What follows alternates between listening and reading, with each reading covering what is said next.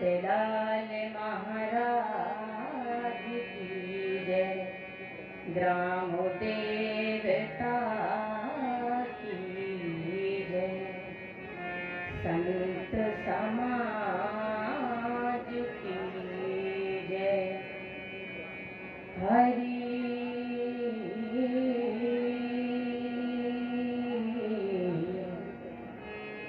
हरि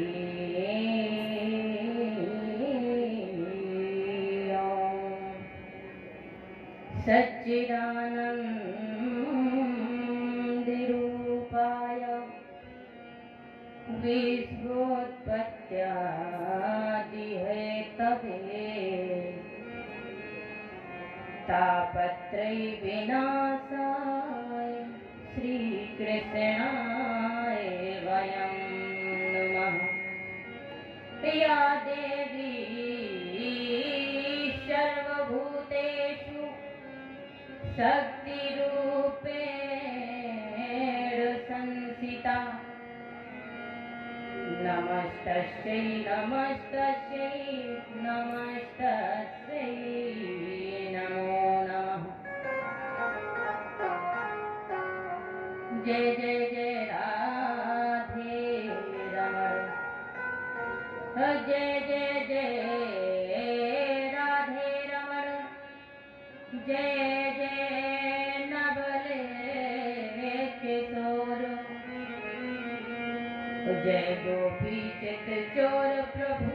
जय जय माखन चोर। सारे जग को छोड़ के सारे जग को छोड़ के आई तेरे द्वार। तो जनक नंदिनी जानकी मेरी और निहार। जनक नंदिनी जानकी मेरी और निहार। परंपरा पर परम मंगलमय आकारण वरदानय कल्पतरु विनिंदति यशोदानंद नंदन पीतांबरधारी श्री कृष्ण। मर्यादा पुरुषोत्तम श्री रामचंद्र जी के चरणों में प्रणाम करते हुए, गौ माता पृथ्वी माता के चरणों में प्रणाम करते हुए, प्रयागराज से पधारे हुए हमारे महाराज जी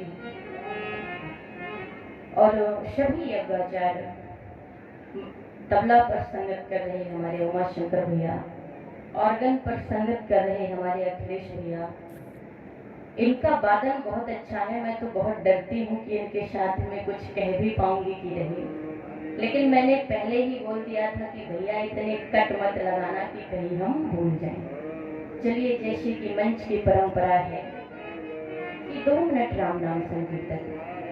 देखिए, हम और आप कहते हैं कि हमें परमात्मा का दर्शन हो जाए, परमात्मा का दर्शन हो जाए, लेकिन वृंदावन में एक संत है जो कहते हैं कि हे प्रभु, हमें आपको देखना अच्छा नहीं लगता, आपका भजन करना अच्छा लगता है। क्यों? क्योंकि अगर हम आपको देखेंगे तो आपका भजन नहीं कर पाएंगे। तो कितनी सुंदर बात कहते हैं कि काली काली अलको, काली काली अलको के फंदे क्यों डाले। काली काली अलको के फंदे क्यों डाले। तो हमें जिंदा रहने दे भोले काले, हमें जिंदा रहने दे भोले काले।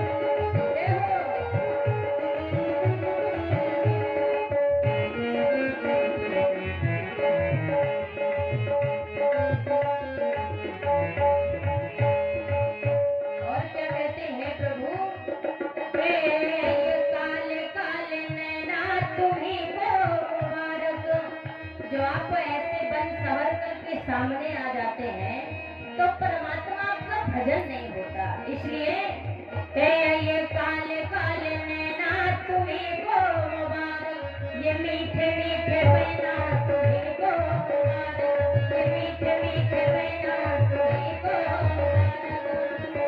ये काले काले नैना काले काले काले,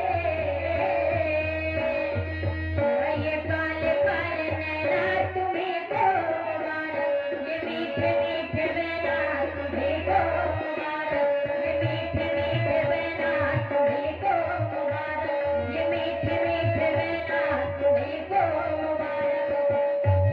तो वो मेरी तरफ से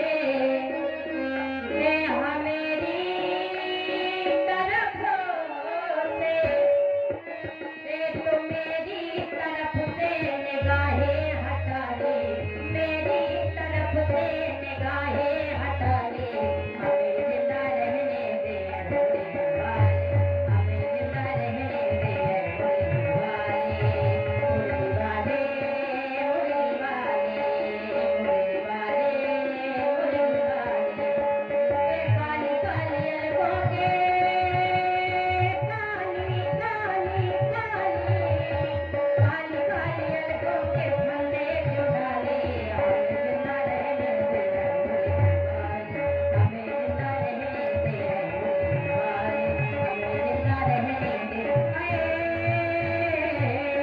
मोरे बोले वृंदावन बिहारी लाल की।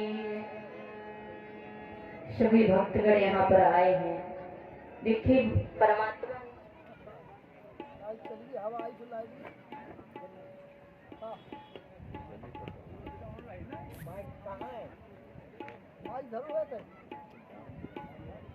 चाहिए पानी चाहिए चाहिए पानी आप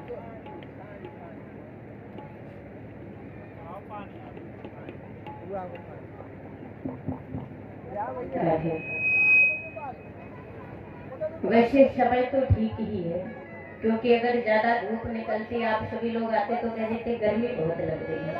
परमात्मा ने सोचा कि टोला ग्राम के भक्त बड़े अच्छे भक्त हैं, तो इसलिए थोड़ा समय ठंडा कर दिया जाए। देखिए कहते हैं प्रभु का नूर जो देखे वही इंसान होता है।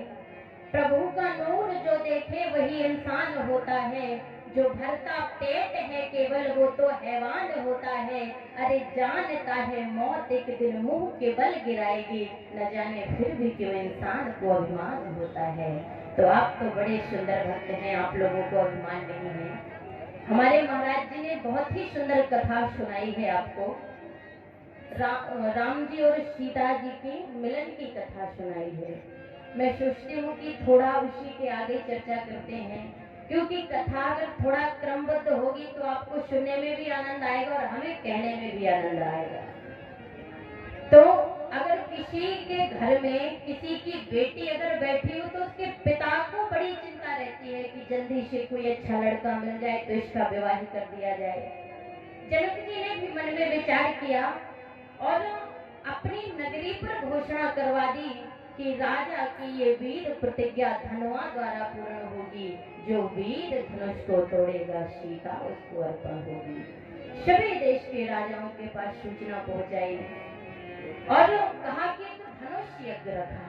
कल आप लोगों ने रामलीला के माध्यम से धनुष यज्ञ देखा है, आज कथा के माध्यम से चर्चा कर लेते हैं। तो जो वीर धनुष को तोड़ेगा सीता उसको अर्पण होगी। जो इस धनुष को तोड़ेगा किशोरी जी का ब्याह उसी के साथ हो जाएगा। अब राम लक्ष्मण विश्वामित्र जी भी वहां पर हैं। तो जब संपूर्ण नगर में घोषणा करवाई गई तो महाराज निमंत्रण विश्वामित्र जी के पास भी गया कि आप भी यहाँ पर आइए और पधारिए। तो धनुष यज्ञ रखा गया। देखा कि राजा वहां पर बैठे हैं तो गोस्वामी तुलसीदास जी महाराज ने बड़ी सुंदर चौपाई लिखी है कि जागी रही भावना जैसी, प्रभु मूरत देखी तिन तैसी। कि जागी रही भावना जैसी,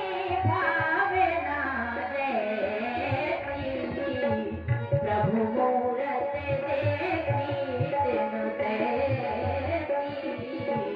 प्रभु मूरत देखी तिन तैसी। जाकी रही भावना जैसी, प्रभु मूरत देखी तिन तैसी। जाकी रही भावना जैसी, जिसकी जैसी भावना होती है मेरा परमात्मा उससे वैसा ही नजर आता है।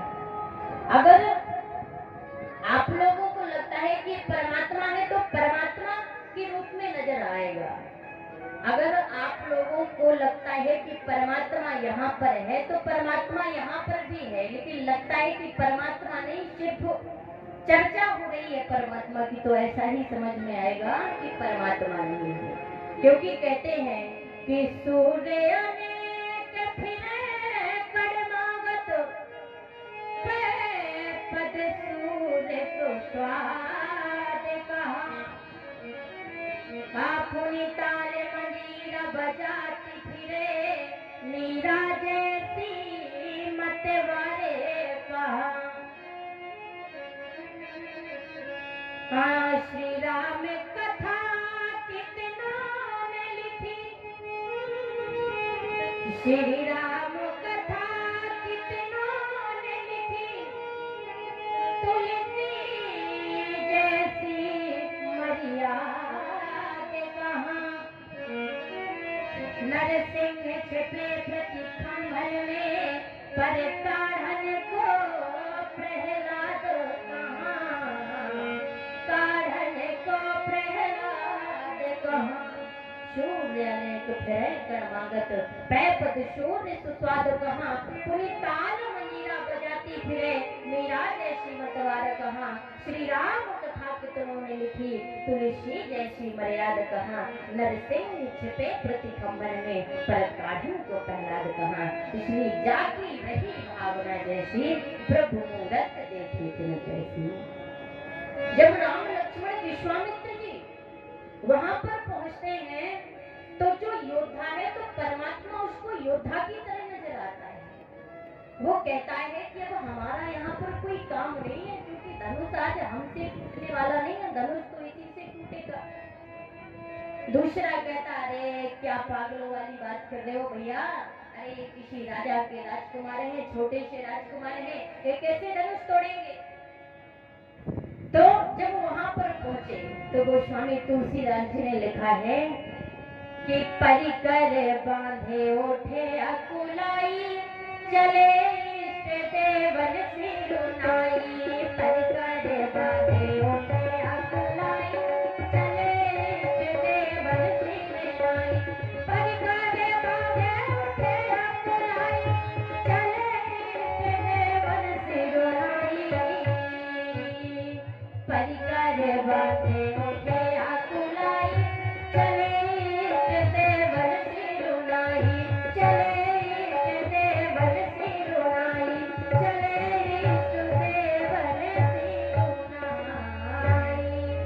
परिकर बांधे ओठे अकुलाई, चले इष्ट देवन सिरुनाई। महाराज अकुला करके खड़े हुए, तो परिकर बांध उठे अकुलाई, चले इष्ट देवन सिरुनाई। अकुला करके खड़े होते हैं और महाराज हाथ इधर उधर करके कि हम ही सबसे बड़े योद्धा हैं, आज हमारे अलावा किसी से धनुष टूटने वाला नहीं है। और जब धनुष के पास जाते हैं महाराज, तो धनुष को बड़े ही ऐसा लगता है कि आज इनके अलावा किसी से धनुष टूटने वाला ही नहीं है। जब धनुष को पकड़ते हैं तो धनुष टूटने की कौन कहे, धनुष उठने की कौन कहे, धनुष तो हिलता भी नहीं। अब जब कोई भी इंसान बड़े ही ताकत से, बड़े ही घमंड से जाएगा और वो काम उससे नहीं हो तो उसे भी शर्मिंदगी महसूस होगी कि नहीं होगी। देखा इधर उधर तो सभी राजा देख रहे हैं, मन में विचार किया कि बहुत बदनामी हो गई, जाकर के अपने सीट पर बैठ गए और मन में विचार करते हैं कि हमसे तो धनुष नहीं टूटा, लेकिन अब दूसरे से भी धनुष नहीं टूटना चाहिए। महाराज जब दूसरा राजा गया, उसने भी देखा तो धनुष नहीं उठा। अब जैसे एक एक करके राजा गए, किसी से धनुष हिला तक नहीं। किसी ने धनुष से पूछा कि ये बताओ तुम हिले क्यों नहीं हो। धनुष ने कहा निर्णय आप कर सकते हैं। बोले क्यों? बोले आपको पता है कि मैं क्यों नहीं हिला। बोले कैसे? बोले कि वहां पर 10,000 राजा एक साथ बैठे हैं, अगर एक धनुष तोड़ने जाता है तो कितने बचे महाराज? 9,999 बचे कि नहीं बचे?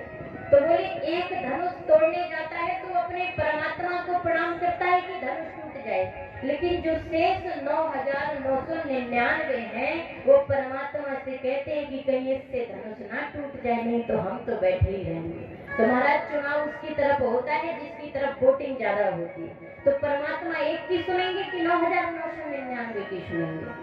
तो गोस्वामी तुलसीदास जी ने लिखा है कि भूप साहस दसे कहीं बारा, भूप साहस दसे कहीं बारा, लगे उठावने तराई ना डारा, लगे उठावने तराई ना डारा।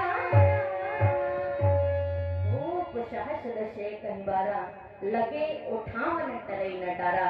महाराज 10,000 राजा एक साथ धनुष उठाने लगे, तो उठाने की कौन कहे, वो तो हिला भी नहीं।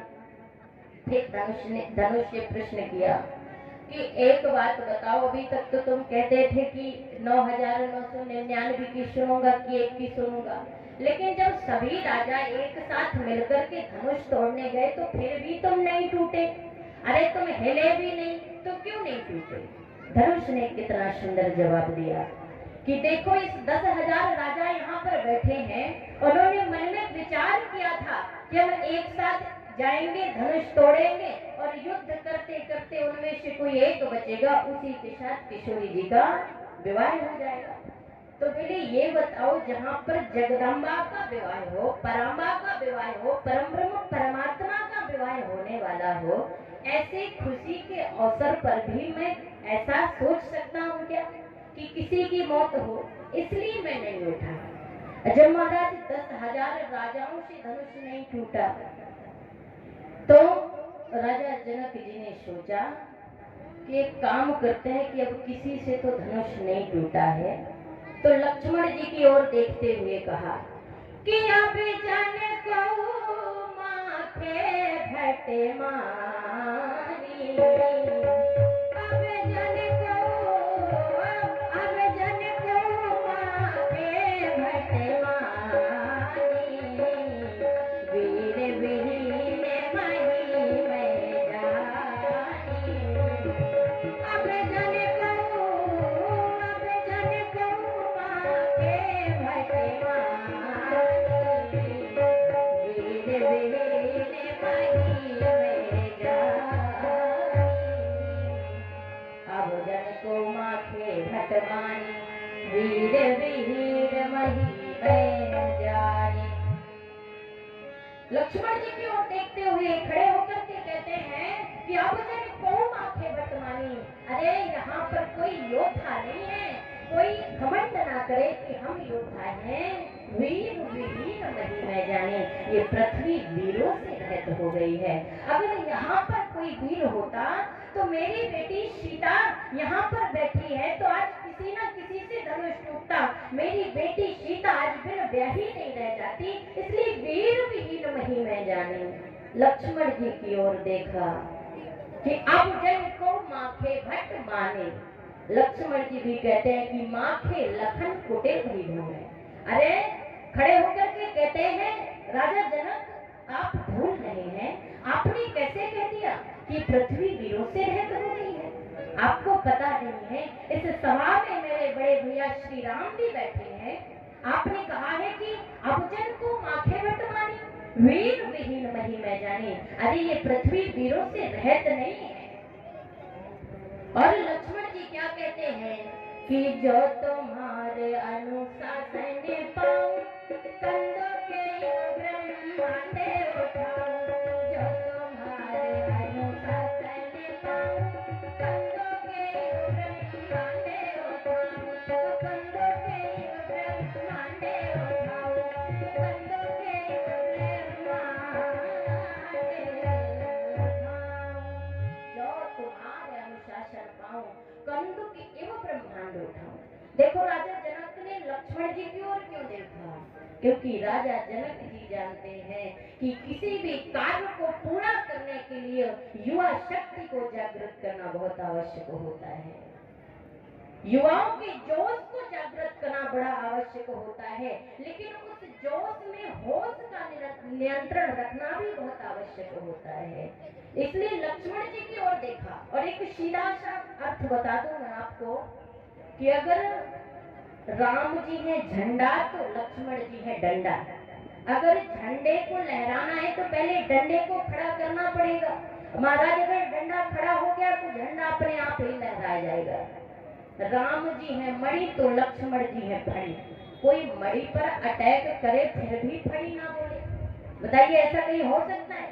इसलिए राजा जनक ने लक्ष्मण जी की ओर देखते हुए कहा कि आप जन को माथे भट मानी, लेकिन लक्ष्मण जी कहते हैं कि जो तुम्हारे अनुशासन पाऊं, कंठ के एवं ब्रह्मांड उठाऊं। हे भैया अगर आपका आदेश हो तो मैं इस धनुष की बात नहीं करता, कंठ के एवं ब्रह्मांड उठाऊं, मैं सारे ब्रह्मांड को गेंद की तरह उठा लूं।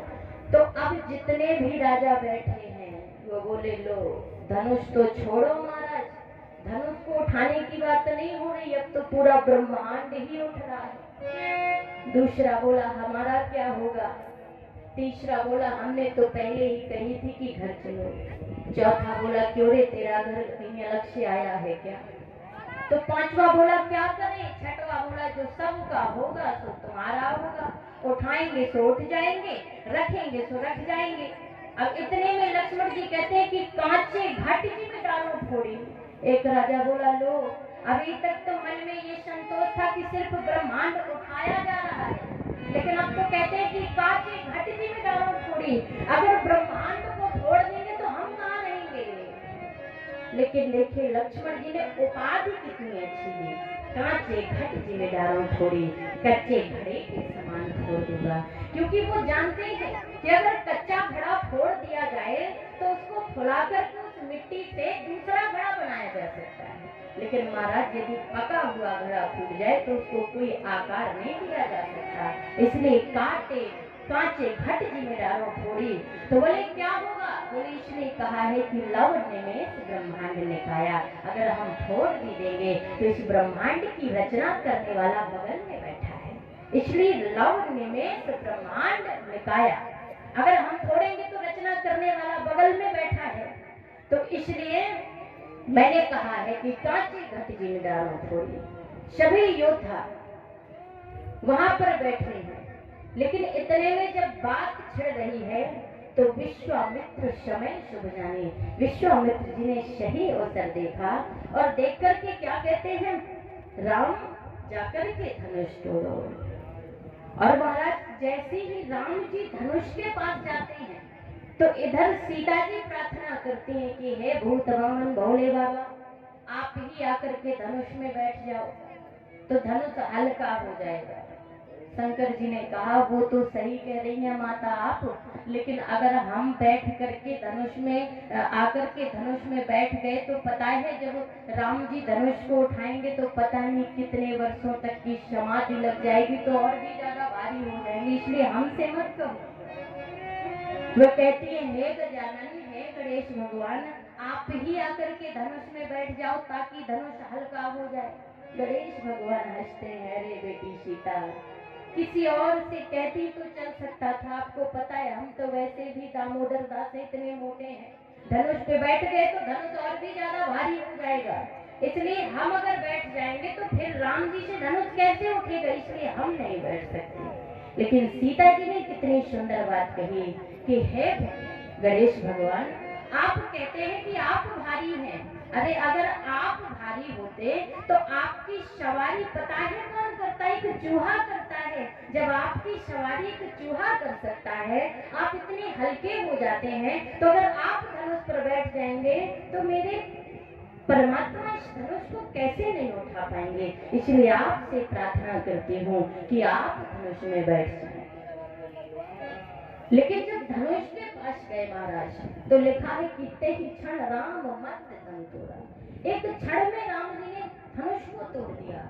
जितना समय एक आंख को, एक पलक को लपकने में लगता है, इतनी देर में, इतने समय में राम जी ने धनुष को तोड़ दिया। सब लोग धनुष से कहते हैं, धनुष तुम अभी तक तो इतने भारी थे, लेकिन आज इतने हल्के हो गए कि अरे टूट करके चरणों में गिर गए, ये बताओ चरणों में क्यों गिरे? धनुष कहता है, आपने देखा अहिल्या कितने वर्षों तक पाषाढ़ी पड़ी रही कि मुझे परमात्मा के चरण कमल रूपी, जो चरण रूपी रज है वो मिल जाए। तो जब परमात्मा मुझे तोड़ रहे हैं, परमात्मा मुझे तोड़ रहे हैं, तो मैं भी क्यों ना परमात्मा के चरणों की रज ले लूं। किसी ने धनुष से प्रश्न किया, धनुष ये बताओ कि तुम इतने दिनों से जुड़े हुए थे, आज तुम टूटे हो, तुम्हें कष्ट नहीं हुआ? धनुष ने कितना सुंदर जवाब दिया कि मैं इतने दिन से जुड़ा हुआ था, आज टूटा हूँ, मुझे कष्ट नहीं हुआ, मुझे प्रसन्नता हुई है। कष्ट तो उसे होता है जो किसी को अलग करने के लिए टूटा जाता है, लेकिन मैं तो आज बहुत प्रसन्न हूँ कि मेरे टूटने में जगदम्बा परम्बा परम ब्रह्म परमात्मा का विवाह है, तो मुझे कष्ट नहीं है, क्योंकि मैं किसी को तोड़ने के लिए नहीं, मैं किसी के जोड़ने के लिए टूटा हूँ, इसलिए मुझे बिल्कुल भी कष्ट नहीं है। तो इसलिए अगर आप सभी को बनना है तो धनुष की तरह बने। देखिए 5:35 हो गया है और हमें सिर्फ 35 मिनट का ही समय मिला था, इसलिए हम ज्यादा नहीं जाएंगे आगे, क्योंकि हमारे महाराज जी भी बैठे हैं। हम तो कथा ऐसे ही करते हैं, लेकिन वो आपको जागृत करते हैं, वो आपको वेदांत भी बताते हैं, कथा भी बताते हैं। तो अगर बुरा ना माने तो थोड़ा सा 5 मिनट का समय। कल की माताओं ने कहा था, दीदी आप पिछली साल आती थी तो बहुत नचाती थी, लेकिन इस साल पता नहीं आपको क्या हो गया, ना तो कोई भजन गाते हैं ना ही नचाते हैं। तो देखिए सिर्फ 5 मिनट का समय है, जिसको जिसको नाचना है तो एक ही गीत पे नाचना, ज्यादा समय नहीं है। तो दीवानी बन जाऊंगी, मस्तानी बन जाऊंगी, दीवानी बन जाऊंगी, मस्तानी बन जाऊंगी, कान्हा की दीवानी बन जाऊंगी, कान्हा की दीवानी बन जाऊंगी।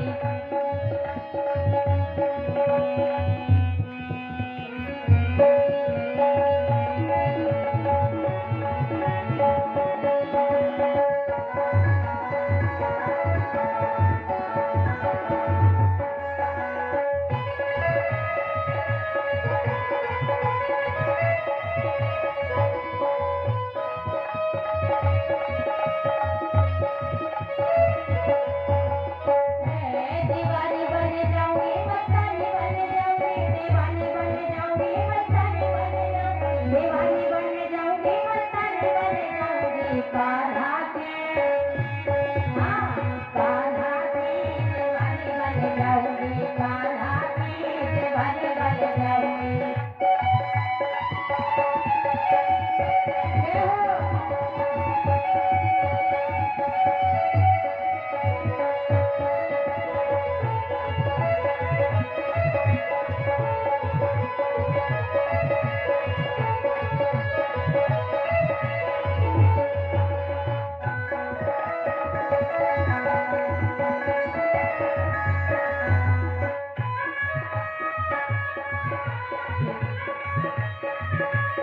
कान्हा मेरा यमुना नहावे मैं मछली बन जाऊं कान्हा मेरा यमुना नहावे मैं मछली बन जाऊं तो मछली बन जाऊंगी हाँ मछली बन जाऊंगी मछली बन जाऊंगी हाँ मछली बन जाऊंगी कान्हा की दीवानी बन जाऊंगी कान्हा की दीवानी बन जाऊंगी